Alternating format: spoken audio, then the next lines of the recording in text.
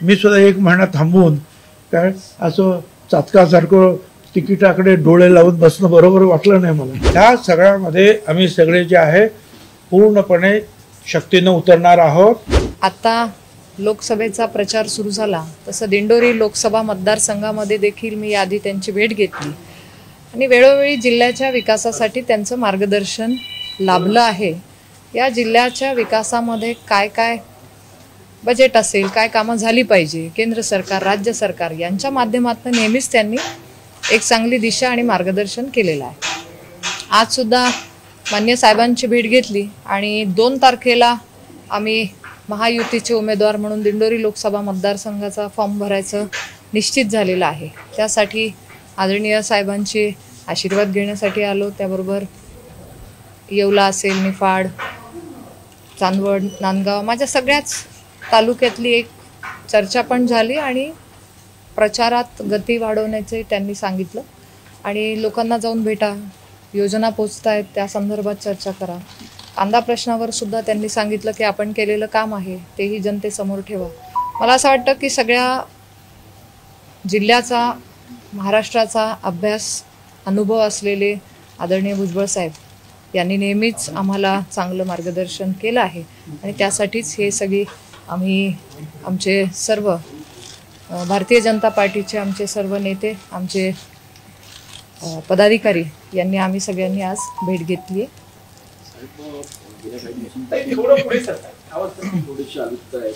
मैदानात उतरले, आपल्याकडून प्रचार झाला, थोडेसे सभा झाल्या तर वातावरण निश्चितपणे थोडंसं अजून ताकद मिळेल असं वाटतंय. नक्कीच नक्कीच. बघा, महायुतीची आमची सगळ्यांची जी आज एक रणनीती आहे प्रचाराची असेल तर त्यामध्ये माननीय भुजबळ साहेब हे ज्येष्ठ नेते आहेत आणि त्यानुसार नाशिक जिल्हा असेल किंवा महाराष्ट्रही आता प्रचार सभा होत आहेत, साहेबांचाही प्रवास होतो आहे, तर नक्कीच इथे सुद्धा या नाशिक जिल्ह्याला पुढे नेण्यासाठी, इथला विकास करण्यासाठी साहेब नक्कीच अग्रेसर आहेत. पण एक महत्त्वाचा मुद्दा असा आहे की पूर्ण महायुतीचा प्रचार होत असताना भुजबळ साहेब फक्त चंद्रपूरला गेले होते. नंतरच्या काळामध्ये त्यांचे कुठेही दौरे झाले नाही. अनेकदा साहेबांनी देखील खंत बोलून दाखवली की मराठा समाजाची मतं विभाजन होऊ नये किंवा एकूणच ही सगळी परिस्थिती असताना आता माझा प्रश्न तू त्यांना विचारू काय? नाही, पण त्यांनी फारच मोठं धाडस केलं असं म्हणता येईल का? काय झालं? दिंडोरी लोकसभा मतदारसंघामध्ये देखील मोठ्या प्रमाणात मराठा समाज आहे. अशा माझा मतदारसंघ आहे ना येवला, त्याच्यामध्ये येवला साहेबांचा मतदारसंघ आहे. नाशिक लोकसभा मतदारसंघातून जर भुजबळ साहेब तुमच्या सोबत असते तर तुम्हाला दिंडोरीत फायदा झाला असता आणि मोठी ताकद नाशिक जिल्ह्यामध्ये झाली असं वाटतं का? आणि त्यांचं तिकीट फायनल झालेलं होतं. आपण गेल्या अनेक वर्षांपासून मंत्री आहात, दिल्लीत काम करतायत. नेमकं दिल्लीतनं अडचण झालं की राज्यातून अडचण झालं? आता त्याच्यावर काय सांगू, तुम्ही आज प्रश्न त्यांना मला विचारा, त्यांनी सांगतो, नेहमीच विचारतो. माझं एवढंच म्हणणं आहे की नाशिक आणि दिंडोरी या जिल्ह्यातील 2 मतदारसंघ जे आहेत आणि अर्थात काही भाग धुळ्यामध्ये सुद्धा येतो आहे, ह्या सगळ्यामध्ये आम्ही सगळे जे आहे पूर्णपणे शक्तीनं उतरणार आहोत. 2 तारखेला भारतीताई दिंडोरी लोकसभेचा फॉर्म भरण्यासाठी, अर्ज देण्यासाठी मिरवणुकीने जाणार आहे. तोपर्यंत कदाचित नाशिकमधून सुद्धा महायुतीच्या कोण उमेदवार त्याचं सुद्धा या 1-2 दिवसामध्ये जाहीर होईल आणि मग पूर्ण या दोन्ही मतदारसंघातील सर्व पाठीराख्यांच्या बरोबर प्रचंड मोठ्या संख्येनं आम्ही सगळे त्यांचे अर्ज भरायला जाणार आहोत.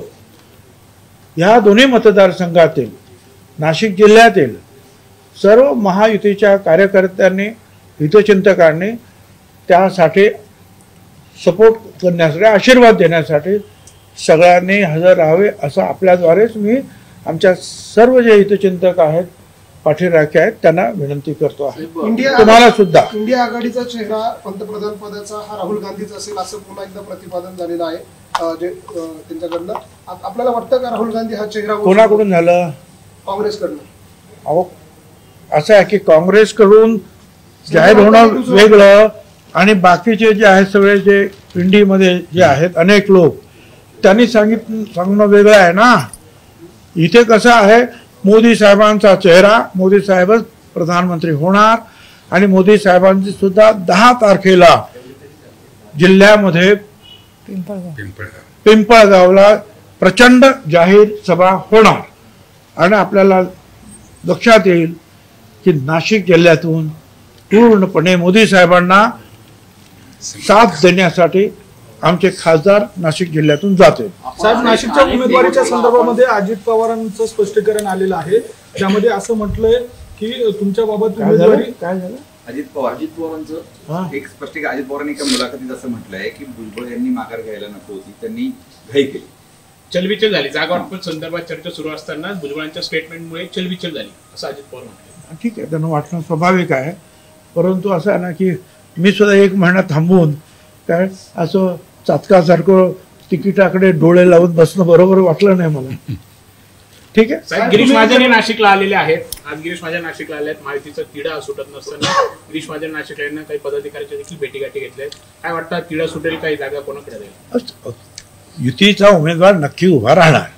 मोदी साहेब कालपासून म्हणजे राज्याच्या दौऱ्यावरती आहेत. काल त्यांनी गंभीर टीका शरद पवार यांच्यावरती नाव न घेता केली. भटकते आत्मा आहेत अशा पद्धतीने त्यांनी वक्तव्य केलं आणि त्यांच्यामुळे राज्यात नेहमीच अस्थिर वातावरण तयार झालेलं आहे असंही त्यांचं म्हणणं आहे. आपण गेल्या अनेक वर्षांपासून त्यांच्यासोबत काम करते असं आहे खरंच असं वाटतं आपल्याला? आता असं आहे ना की एकमेकावरच पवार साहेब जर त्यांच्यावर टीका करतायत काय, तर मोदी साहेब पण त्यांच्यावर पवार साहेबांना टीका करणारच ना.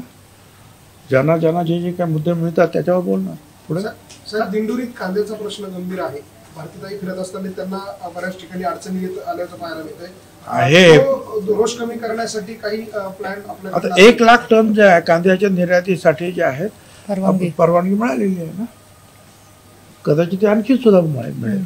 संजय राऊतांनी स्टेटमेंट केलं आहे की अजित पवार हे धमकी बहादर आहेत, त्यांची ख्याती आता धमकी बहादर झाली. आता दुसऱ्यांच्या मुद्द्यांवर मी कॉमेंट देत बसू का दिवसभर? सगळ्यांना धन्यवाद. साहेब, जेव्हा तुम्ही थांबण्याचा निर्णय घेतलेला होता तेव्हा तुम्ही म्हणालात आता 26 दिवस झाले, दुसरा जो समोरचा उमेदवार आहे तो पुढे गेलेला आहे नाशिकमध्ये. आता तुम्ही थांबल्यानंतरही 10 दिवस झालेले आहेत. काल त्यांनी जोरदार शक्ती प्रदर्शन करत फॉर्म भरलेला आहे. अजूनही तिढा सुटत नाही. खूप कमी दिवस राहिलेले आहेत. फटका बसेल जागेवर असं वाटतंय का या सगळ्या उशीर झाल्यामुळे? नाही, काय आमच्याकडे खूप चांगले चांगले उमेदवार असल्यामुळे सुद्धा कधीच्या चांगल्यातलं चांगलं निवडणं सुद्धा कठीण जात असतं कदाचित. त्यामुळे उशीर होतोय, पण त्याची काळजी करायचं कारण नाही. आमचे मतदार, आमचे कार्यकर्ते हे सगळं मजबूतीनं तयारीत आहोत आणि आम्ही पूर्ण शक्ती लावून आमचे उमेदवार निवडून देणार. धन्यवाद. महाराष्ट्रातील सर्व बातम्यांचे विश्वासार्ह व्यासपीठ, सकाळच्या सर्व सोशल मीडिया प्लॅटफॉर्मला लाईक, फॉलो आणि सबस्क्राईब करा. तसंच सर्व नोटिफिकेशनसाठी बेल आयकॉन प्रेस करायला विसरू नका.